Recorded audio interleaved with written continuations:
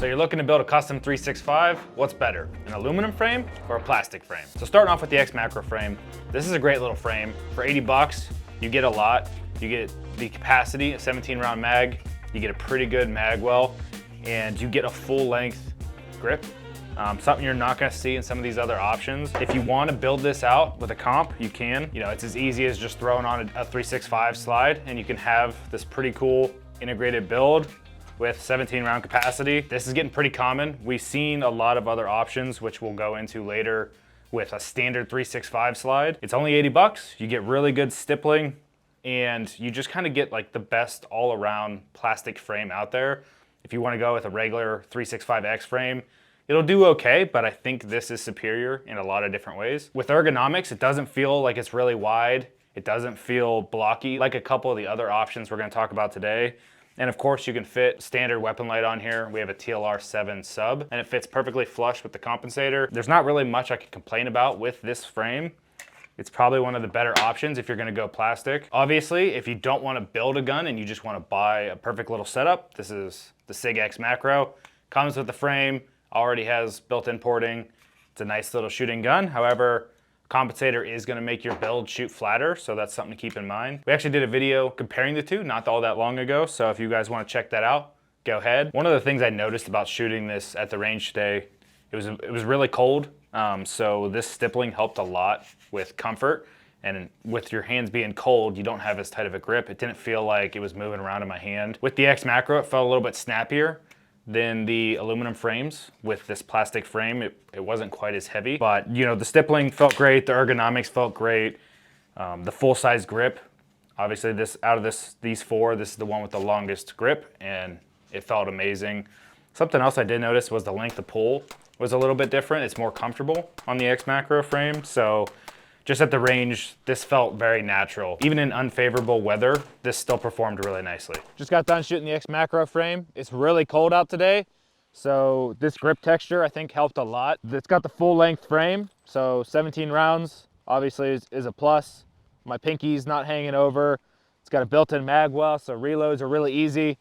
For 80 bucks, I really don't think you're gonna beat this for a plastic frame. I enjoyed it a lot. This is a standard 365X frame, so it's a little bit longer down here than it is on a standard 365. You can even go a step further and get the longer 15 round magazine. Feels even nicer in the hand. But with this, we had to add the $50 tactical development rail to put a Streamlight weapon light on it. Without that, I really don't care for this frame.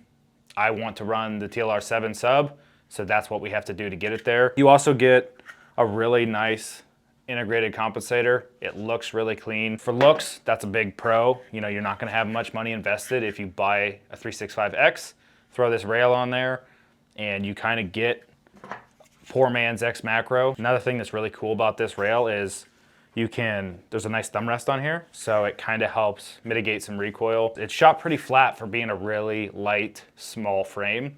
Probably the snappiest out of all of them, but it's still shot really nicely. Besides that, the stippling is not quite as aggressive as the X Macro. It's a little bit softer, so in the cold, it was more noticeable. Can't complain too much. It's still a lot better than some of the other plastic frames out there for different guns, like Glock and Taurus and a few of those other brands. It's still nicer stippling, so can't complain. If you're going budget, this is probably gonna be the way to go. You only got $50 invested, and you have a really cool little roll-in special 365 build. We got a 365X frame with a Tac Dev Pro Ledge rail. The rail costs about 50 bucks. I forget what the frames cost, but this is just a stock 365X. When I press the mag release, it catches on the meat of my hand. I wouldn't have an issue with the bigger mag, but something to take note. This is kind of a mix between the X Macro and the Icarus. It's the same size as the Icarus because we have this rail on here, and it's not very tall, but it's got stippling, so it's similar to the X Macro. It's not as good as the X Macro stippling, but this is not a bad little setup if you don't want to spend a lot of money on a good frame. The only reason I say this rail system is a must is so you can carry a real weapon light, not just some small little thing that doesn't work very good. But this frame wasn't too bad. Reloads were a little bit slower.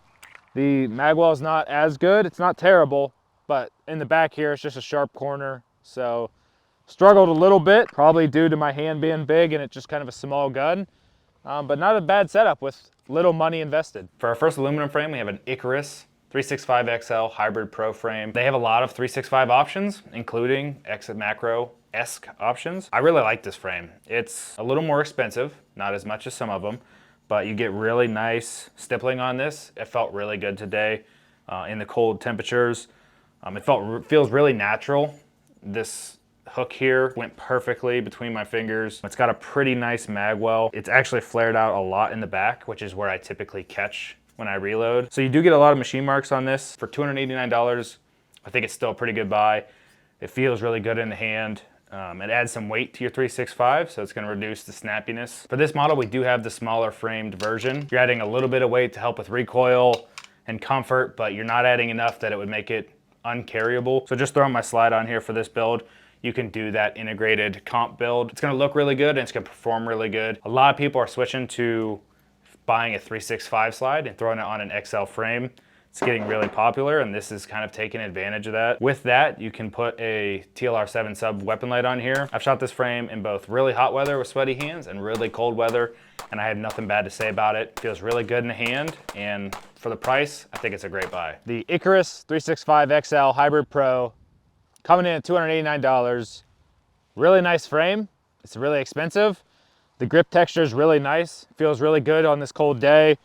It's not too aggressive for it being a metal frame. Feels really good. It definitely helped a little bit with recoil. Compensator obviously helped a little bit over the X macro. Something I noticed is when I did a reload, when I pressed the mag release button, the mag was getting caught on the palm of my hand. So for reloads, you might want to step up to the bigger magazine. So it took a little bit longer, a little bit more messing around, but this actually does have a nicer mag well built into it than the X macro frame. So definitely something to keep in mind. There are different models now. Icarus makes an X macro model. So if you wanted it to be a little bit longer, you could get away with something like that. But all in all, this is a really nice frame for $289. Really cool setup with the integrated compensator on there. And it's still small enough that I would feel comfortable carrying it. It's not like a full-size frame. I like it a lot. Last but not least, we have the Mischief Machine Commander 365 XL frame. This frame is really cool. It's really expensive, but it's going to change the grip angle a little bit. So it's gonna be more of a 1911 style grip angle.